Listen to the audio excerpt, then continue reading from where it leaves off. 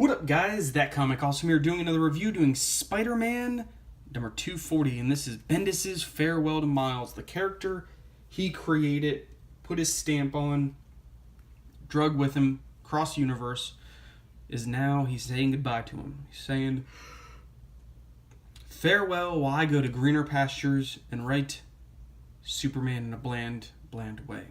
I actually, and again, I'm probably going to get some dislikes for this, part of me enjoyed this issue because it showed Miles struggling.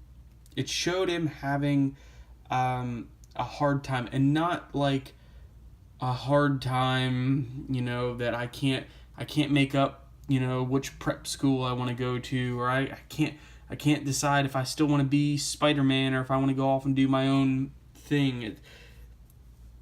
He struggles. But there are so many kind of like things wrong with what is happening that I can't forgive it. I can't like sit here and say like it was even good. So last issue he had stopped Latvian army from obtaining a helicarrier from his uncle Aaron, and in the process he pretty much he doesn't remember. He wakes up in the hospital. He's pretty banged up. He doesn't really remember what's going on. His mom's there, and she kind of recounts what happened. She's like, you were shot at, you fell off the helicarrier, you tried to save your uncle, it didn't work out. This was like a little bit of a pet peeve of mine, but so Miles again does not have web shooters, even though in some scenes he does have web shooters. It's never established that Miles gets his web shooters back after he goes to Tokyo. So he has this new ability though, where he has these like venom webs that he can shoot out of his fingertips. So he shoots those. But when your venom webs are yellow, why would you put them against, and you're trying to grab onto something that is a base yellow color, like these Iron Spider talons, why would you make the background yellow? I mean, if you would have just changed its background to blue, this yellow would have popped off, that yellow would have popped off, and it would have just made this scene look so much. Again, you have blue. It should have been blue, and then you kind of have your contrasting. I looked at that, and it took me a second to realize that web was even there. So anyway, Miles is able to save himself. The champions are there to kind of help out, and of course they easily take down the new Sinister Six. But meanwhile, it turns out that Miles has contracted a virus. And one of the things I have with, like, the problems I have with saying that is Miles has contracted a virus, which they never explain in this entire book. I don't know if that's going to kind of be an ongoing story, like an ongoing storyline, but it's never explained. It's very irritating. So this doctor comes in, and it's Claire Temple, the night nurse. She talks about having experience with superpowered people. She's like, I'm a doctor who specializes in superpower and bionic implants. I couldn't tell anyone about you even if I wanted to. There's an oath and everything. And Jefferson's like, and you know who my boy is, or my boy's friends are, right? And he's like, I love this. She just kind of looks at him. She's like, see, what did I say, Mr. Morales? That sounds like like another threat. And he's like, this is my boy's life, and I don't care what it sounds like. And then she kind of goes on to like, she's like, if you can survive your parents, you could survive this. But then, of course, Tony Stark shows up. And somehow, Tony Stark, in being a master engineer, chemist, He's also now a doctor.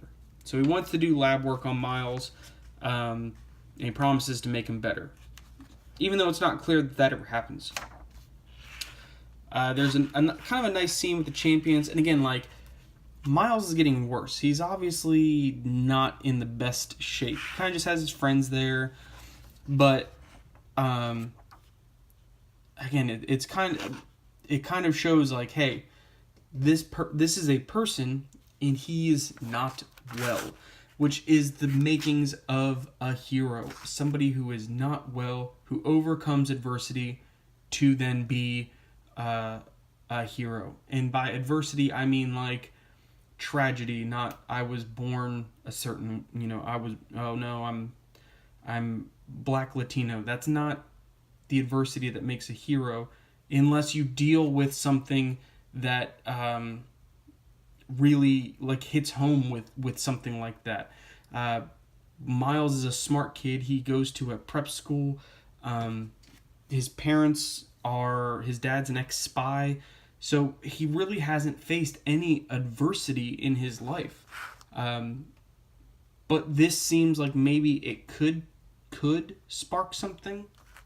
But anyway, this scene with his uncle, kind of, you wonder if it is real or not. I'm gonna assume it is. But his uncle comes to visit him, and he's shocked that he's alive. But then he touches his hand here, and then Miles can kind of, like, he's shocked because I think he assumes that this is all in his head. And then when his uncle touches his hand, he's like, oh wait, this is real. His uncle talks about doing better. And then Miles, he's not looking too good. Oh, hang on. I'm going to back up to this Tony Stark page. So, hang on. So we're going to read this, and he's like, I'm Tony Stark, I do my own lab work. And Miles says, Tony Stark, he's like, hey kid, let's see if we can fix you up. He's like, me real dizzy. And he's like, well, it's exciting to meet me. Which, he's like, met you before. But look at that face. He's like, Bert, that's like a stroke. A stroke and a half. He's like, you're squeezing my arm a little tight, Bert.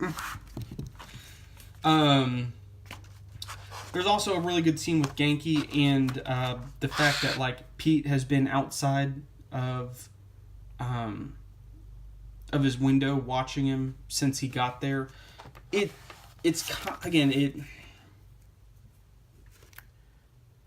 wish they would give Miles something to do.